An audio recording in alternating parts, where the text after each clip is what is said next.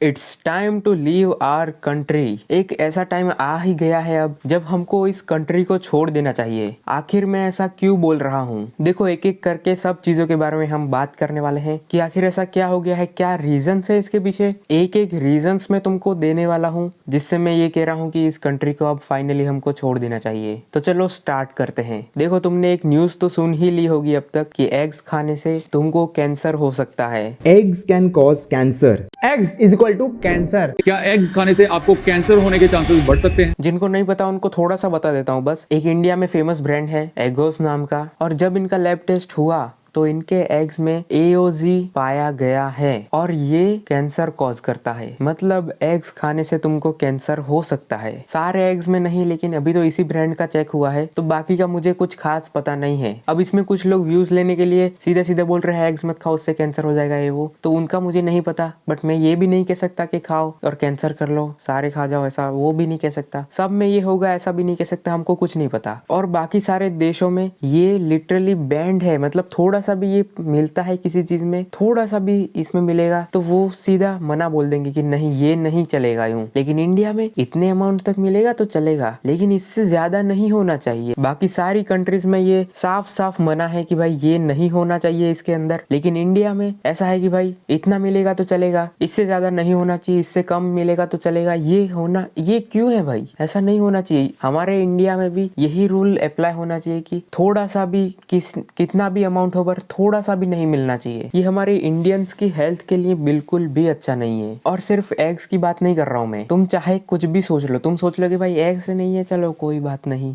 हम कोई रिप्लेसमेंट ढूंढ लेंगे, हम ये खा लेंगे वो खा लेंगे। नहीं, तुम जो भी देखने जाओगे इंडिया में आज हर एक चीज मिलावटी है। पनीर देखने जाओगे, पनीर भी एनालॉग है। साफ साफ लीगली तुमको फेक पनीर बेच सकते हैं इंडिया में, ऐसा रूल है भाई। उसमें एनालॉग पनीर करके आता है, पैकेट में साफ साफ लिखा हुआ होगा एनालॉग पनीर, वो फेक है पर वो लीगली बेच सकते हैं। और भी बहुत बुरे तरीके से एक तो पनीर बनाया जाता है, वो तो लीगल नहीं है बट फिर भी वो बिकता है। और लोकली जो तुम शॉप्स में कहीं भी देखोगे तो कहीं ना कहीं वो तुमको फेक पनीर दे रहे होंगे, एंड इसका अब हम कुछ नहीं कर सकते भाई। और मान लो कि मैं कहीं जा रहा हूँ रेस्टोरेंट वगैरह में, तो मैं ये थोड़ी देखूंगा एनालॉग पनीर है, कौन सा पनीर है, उसको बार बार हर जगह रोज जाके पूछूंगा थोड़ी एनालॉग पनीर है, आपका पैकेट दिखाओ, कहाँ से लाए हो, कहाँ से सोर्स करते हो पनीर। चलो मान लो वो बोलेंगे कि हमारा तो लोकल कोई सप्लायर है, ऐसा कुछ बोल दिया उसने। अब क्या करूंगा मैं? कहाँ जाऊंगा? हर जगह जाऊंगा तो ये थोड़ी पूछता बैठूंगा कि भाई मैं जो खा रहा हूँ वो रियल है कि फेक है, उसका मेरी हेल्थ पे क्या असर पड़ेगा। अगर मैं नॉर्मली घर पे भी खा रहा हूँ कुछ खाना, तो मैं ये थोड़ी रोज रोज लैब टेस्ट करके थोड़ी खाऊंगा कि अभी सुबह ब्रेकफास्ट करना है, लैब टेस्ट करो ना इसका, एग्स का डिनर करना है, लैब टेस्ट करके खाएंगे। लैब टेस्ट तो अरे टाइम लगेगा, उसमें तो रिजल्ट आने में टाइम लगेगा, तो आप तब तक भूखे रहो। ऐसा थोड़ी कर सकते हैं।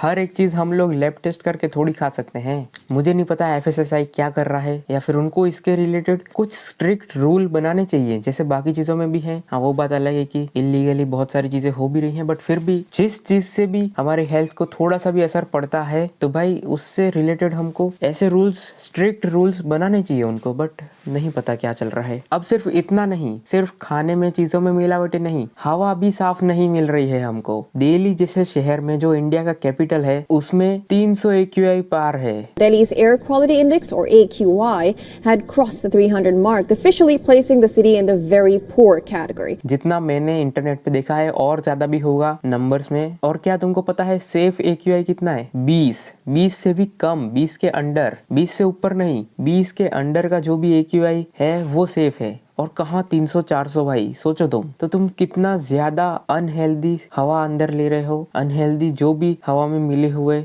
केमिकल्स हैं या जो भी चीजें हैं भाई, जो भी हवा में है, पॉल्यूशन, सब कुछ अंदर ले रहे हो तुम। अब देखो, हर कोई इंसान एयर प्यूरिफायर भी अफोर्ड नहीं कर सकता है। एक तो भाई ये लोग टैक्स ले रहे हैं, टैक्स लेके हवा हमको ऐसी मिल रही है, ठीक है। अब उस हवा को साफ करने के लिए हमको एयर प्यूरिफायर खरीदना पड़ रहा है, और उस एयर प्यूरिफायर पे भी 18% टैक्स है। लग्जरी आइटम है एयर प्यूरिफायर तो, वाह, लग्जरी की हमको जरूरत क्यों पड़ी? और अब मुझे इसके बारे में ज्यादा आइडिया नहीं है क्योंकि मैंने अपनी लाइफ में कभी एयर प्यूरिफायर यूज नहीं किया है। है। और फिलहाल मुझे वैसे उतनी ज़रूरत नहीं है क्योंकि मैं तो एक गाँव में रहता हूँ, तो मेरा तो ठीक है। मेरा यहाँ पे मैं हमेशा रिग्रेट में रहता था कि यहाँ पे क्या है, कुछ नहीं है ये वो, लेकिन अभी मेरे को अच्छा भी लग रहा है क्योंकि साफ हवा तो है मेरे पास, जो कि तुम लोग के पास नहीं है। बढ़िया बढ़िया, तुम लोग के पास तो, बहुत से लोग के पास तो पैसे भी नहीं है। एयर प्यूरीफायर खरीदने के पे भी मतलब बहुत भारी खर्चा हो जाएगा। मतलब भाई तुम खाने में देखो, सब्जी फ्रूट्स कुछ भी है, तुम सोचो कि एग पनीर नहीं खाएंगे हम, बाकी चीजें खा लेंगे, सब्जी खा लेंगे, ये खा लेंगे, सब चीज में मिलावट है, किसी चीज में कोई भी साफ नहीं है। तुम कहीं भी ऐसा नहीं देख सकते हो कि ये सही है वो गलत है, ऐसा तुमको देखते में नहीं समझ में आएगा। हर चीज का लैब टेस्ट करते नहीं बैठ सकते हम। क्या तुमको पता है मुझे पॉलिटिक्स या वोट देने में या इन सारी चीजों में ज्यादा इंटरेस्ट क्यों नहीं है? क्योंकि मुझे पता है मैं चाहे कुछ भी कर लूं, कितना भी किसी को भी वोट दे दूं या कुछ भी देखूं, जो भी लीडर बनेगा कोई भी है, किसी को कुछ फर्क नहीं पड़ता इन चीजों से उतना ज्यादा, ना ही कुछ चेंज होने वाला है। क्योंकि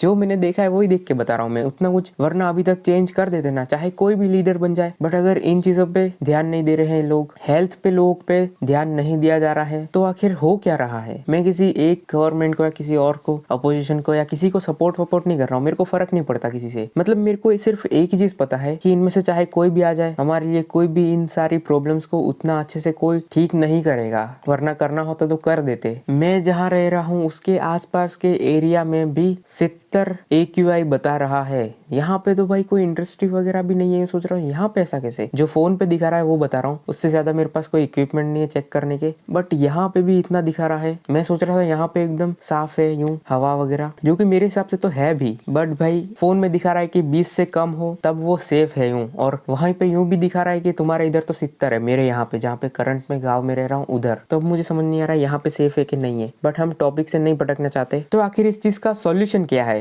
मेरे हिसाब से इस चीज का एक सॉल्यूशन है, पैसे कमाओ, सीधी बात। पैसे कमाने पड़ेंगे, बहुत ज्यादा अमीर बनना पड़ेगा, तब जाके तुम अपना एक स्पेस क्रिएट कर पाओगे जहाँ पर तुम रह सकते हो, जहाँ पर तुम एयर प्यूरीफायर्स ले सकते हो, एक नहीं ज्यादा, जितने हो सके। लोग 2-2 यूज कर रहे हैं, कुछ लोग 3-3 यूज कर रहे हैं, जितने हो सके एयर प्यूरीफायर पूरी जिंदगी ऐसी। मतलब पहले मैं सोचता था कि भाई पानी फ्री है, हवा फ्री है, कहाँ दिक्कत है ये वो। भाई पानी तो फ्री नहीं रहा, हवा भी अब तो फ्री नहीं है, एयर प्यूरीफायर्स भी इतने महंगे हो गए हैं कि तुम्हारे पास एयर प्यूरीफायर खरीदने के पैसे भी नहीं होंगे। बहुत से लोग EMI पे भी ले रहे हैं, मतलब एक अलग खर्चा और आ गया। और या तो तुम्हारे पास एक और सॉल्यूशन है कि कंट्री लीव कर दो। अब सोचो कंट्री लीव करने के लिए भी तुमको, मतलब जिस कंट्री में तुम बचपन से रह रहे हो, जिसमें तुम हमेशा से, तुम्हारे पूर्वज वगैरह सब रहते आ रहे हैं, उस कंट्री को तुम ऐसे ही छोड़ के तो जा नहीं सकते, और सब उसको छोड़ के जा भी नहीं सकते, एक साथ पूरा देश छोड़ के जा नहीं सकता।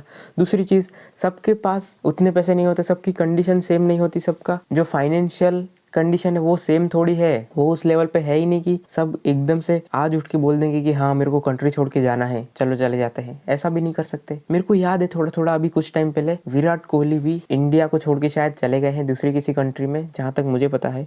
आखिर वो लोग क्यों गए होंगे? इन्हीं सारे रीजंस की वजह से। अब ऐसा तो है नहीं कि वो इन सारी चीजों को, बाकी चीजों को अफोर्ड नहीं कर सकते थे, एयर प्यूरीफायर ये वो बहुत सारी चीजें। मेरे हिसाब से तो इन्हीं सारे रीजंस की वजह से ही वो यहाँ से गए होंगे। बाकी तुम्हारा क्या ओपिनियन है इन सारी चीजों के ऊपर? क्या क्या मैंने सही बोला, क्या क्या मैंने गलत बोला? तुमको जो भी लगता है तुम कमेंट्स में बता सकते हो। तुम्हारा जो भी ओपिनियन है ना, कि तुमको ये लगता है नहीं ऐसा होना चाहिए, वैसा होना चाहिए, यूँ जो भी लगता है कमेंट्स में मेरे को बताओ। एंड अगर तुमको वीडियो पसंद आया हो तो चैनल को प्लीज़ सब्सक्राइब कर देना इसी टाइप के वीडियोस के लिए। Thanks for watching, bye.